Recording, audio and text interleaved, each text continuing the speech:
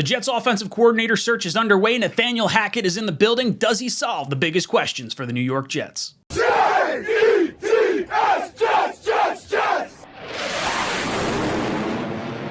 Welcome to Jets Talk. My name's Ryan. I'll be your pilot. If you're new here, hit that subscribe button. If you've been here before, welcome back. I love having you here. Boys and girls, we are talking about Nathaniel Hackett, the former offensive coordinator for the Green Bay Packers, former head coach of the Denver Broncos. This past year, he was relieved of his duties after a 4-11 start. The Jets are bringing him in for an offensive coordinator interview as of today. So I wanted to get into it a little bit. We can discuss some of these topics. The big overarching thought with Nathaniel Hackett, I think, when it comes to Jet fans, is could he lure Aaron Rodgers away from Green Bay? He's the former offensive coordinator with the Packers under best friend of Robert Saleh, Matt LaFleur, best man at his wedding. And Nathaniel Hackett led one of the most successful offenses in Green Bay and NFL history with Aaron Rodgers. So, list of his accolades right here. Offensive coordinator for the Bills, Jaguars, and Packers over the course of his career. He had Bortles and Fournette looking like a top rushing attack, or was the top rushing attack in 2017.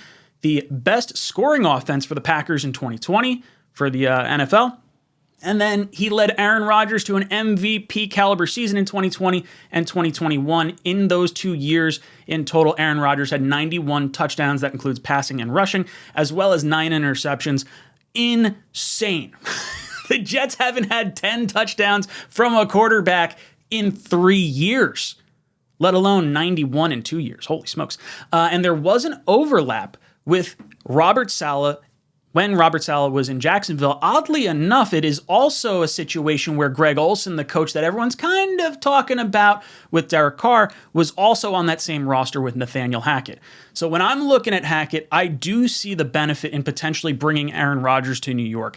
I think when you consider Hackett, you need to operate as if Rodgers is not coming, though. There's a reason why Hackett wound up going to Denver. There's a reason why Denver wound up trading for Russell Wilson, and it's because Aaron Rodgers did not follow Hackett to Denver.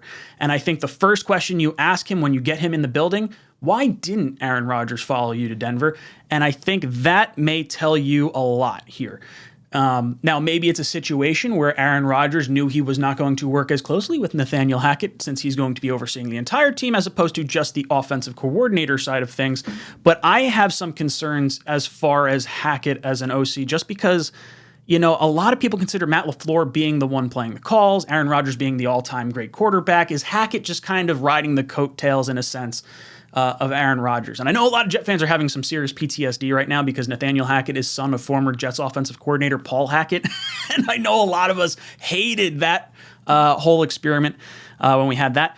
But the idea of Hackett is interesting because he operated under Marrone, the famous Syracuse coach that a lot of Jet fans really wanted at one point for our head coach. Strong offensive line connections with him as well. But I think there's enough overlap.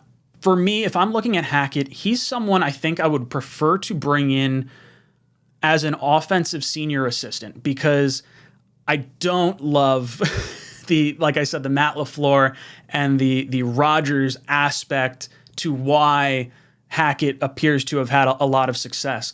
For me, if you bring in an offensive coordinator that is, you know, known for developing the talent on the roster like a Bevel or someone along those lines, strong running games, play to the strengths that are currently on your roster, not to the hopes that someone could be on your roster in the future. Now, that being said, could this hiring fix a lot of things going wrong with the Jets?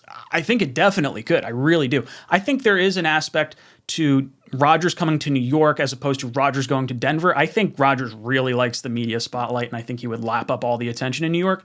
I do think he could, you know, handle everything. I don't think it's really going to go sideways. He's about as big of a drama queen as you could kind of get at the quarterback position anyway.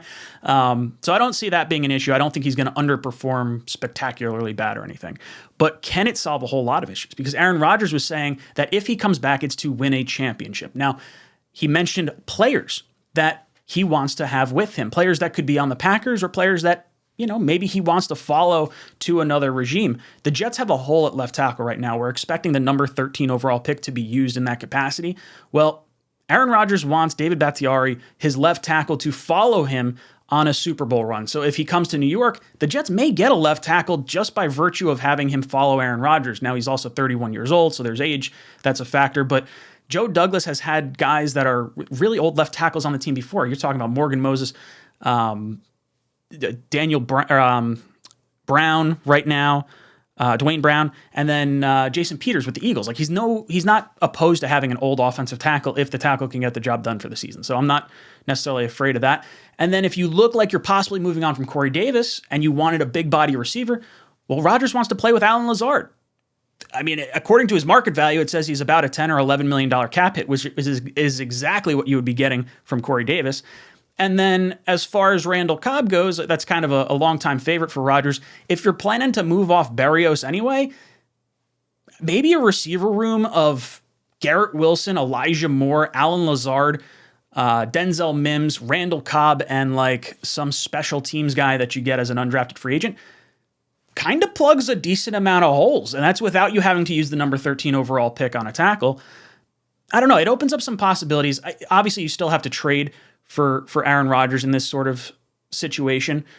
The other side of this is Greg Olsen, the quarterback coach, offensive coordinator for Derek Carr, was tied to Hackett as well in Jacksonville. So maybe there's a situation where Derek Carr wouldn't mind coming over this direction with maybe an Olsen as offensive coordinator, Hackett as a senior offensive assistant, or Olsen as the senior offensive assistant and Hackett as the OC. So there's a lot of options that could kind of go on here. It's not really that bad. I would just urge caution if you're considering, we're hiring him specifically for Aaron Rodgers, because I saw that happen with Denver, and I don't want us to get in that same sort of situation because I don't want Rodgers to just have all that power over us.